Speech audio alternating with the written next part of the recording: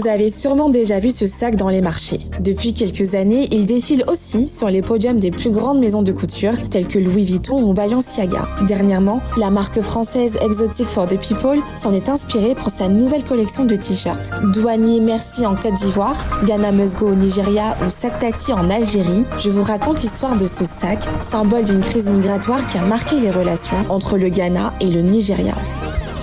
Pour comprendre l'histoire du sac Ghana Must Go, il faut revenir au début des années 1970. À cette époque, le Nigeria connaît un important boom pétrolier. En 1973, pendant la guerre du Kippour au Proche-Orient, plusieurs pays arabes producteurs de pétrole imposent un embargo aux pays soutenant Israël. Le prix du pétrole s'envole alors sur les marchés mondiaux. Le Nigeria, qui est un important pays producteur de pétrole, en profite.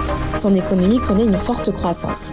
Selon une étude du Fonds monétaire international, le pétrole, qui représentait déjà 83% des exportations en 1973, passe à 93% en 1974. Au même moment, le Ghana traverse une crise économique. Selon la presse ghanéenne, des milliers de Ghanéens, attirés par les emplois, traversent la frontière pour s'installer chez leur voisin très prospère, le Nigeria. Mais en 1981, 8 ans après le boom pétrolier, les prix du pétrole chutent. Le Nigeria entre en récession. La baisse des recettes de l'État et la mauvaise gestion économique plongent le pays dans une crise financière. Dans ce contexte, les étrangers et particulièrement les Ghanéens sont accusés de concurrencer les Nigérians sur le marché du travail. Le 17 janvier 1983, le ministre nigérian de l'Intérieur, Alhaji Ali Baba, annonce que les immigrés sans droit de résidence doivent quitter le pays avant la fin du mois. Dans la foulée, le président Shehu Shagari durcit le ton. S'ils ne partent pas, ils devront être arrêtés, jugés et renvoyés dans leur pays.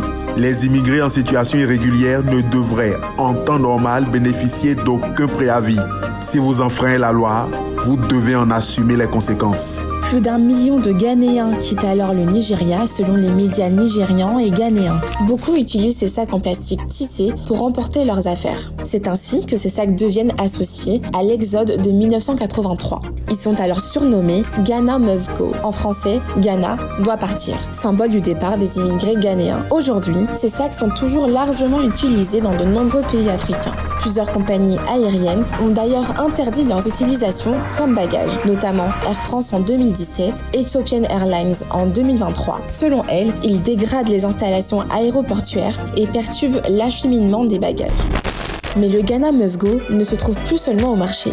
Depuis plusieurs années, des maisons de mode le revisitent et s'inspirent de ses motifs et de sa forme pour créer des pièces de luxe. Louis Vuitton, qui avait déjà fait défiler ses mannequins en 2007, avec une version du sac pour sa collection de printemps de prêt-à-porter, l'a remis sur les podiums pendant la Fashion Week de Paris en 2025. Le sac était vendu $3 000, soit environ 4 millions de naira. Sur les réseaux sociaux, certains internautes ont dénoncé une appropriation culturelle. Des designers africains aussi s'en inspirent désormais et l'intègrent à leur création.